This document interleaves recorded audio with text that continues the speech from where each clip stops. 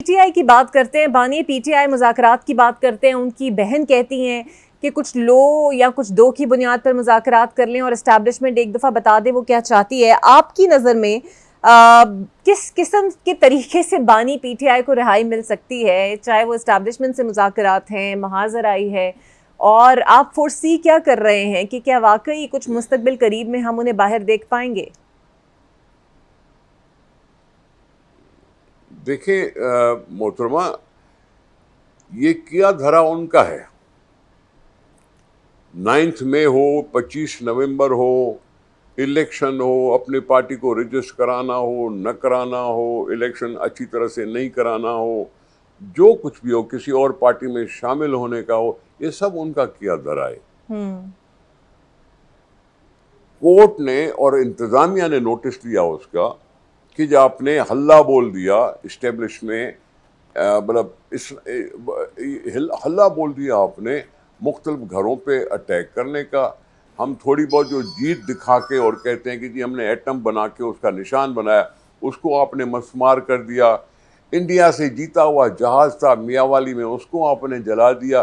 یہ آپ کا اپنا کیا دھرا ہے۔ اس کے اوپر کیس بنا، منی لانڈرنگ کا کیس، یا جیسے القادر ٹرسٹ والا جو ہے، وہ جو 190 ملین پاؤنڈ کا جو ہے، یہ سب آپ کا کیا دھرا ہے۔ اس میں کورٹوں نے آپ کو سزا دی ہے، کورٹوں نے، اور کورٹ میں اس نے درخواست عمل ضمانت کی داخل کی ہے۔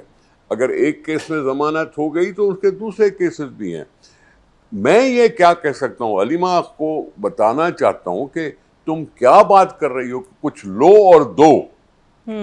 دینے کا کیا مطلب ہے؟ دینے والے تو لوگ ہیں، دینے والے عزت یا ذلت، یہ لوگ ہیں۔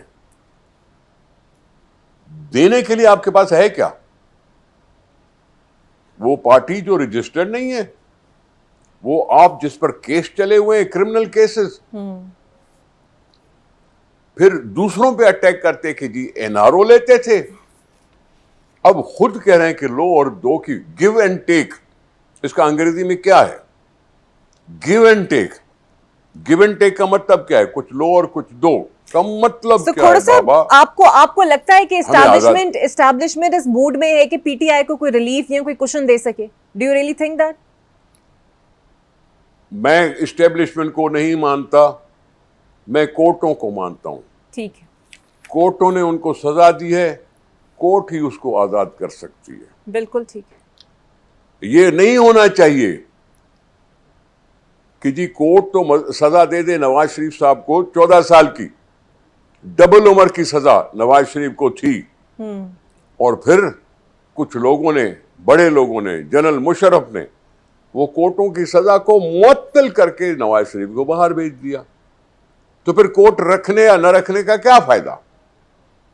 کورٹ ہو یا نہ ہو، کسی کو عمر قید ہے اس کو بھی چھوڑ دو، کسی کو پھانسی کی سزا ہے اس کو بھی چھوڑ دو، پھر کورٹوں کی کیا ضرورت تھی؟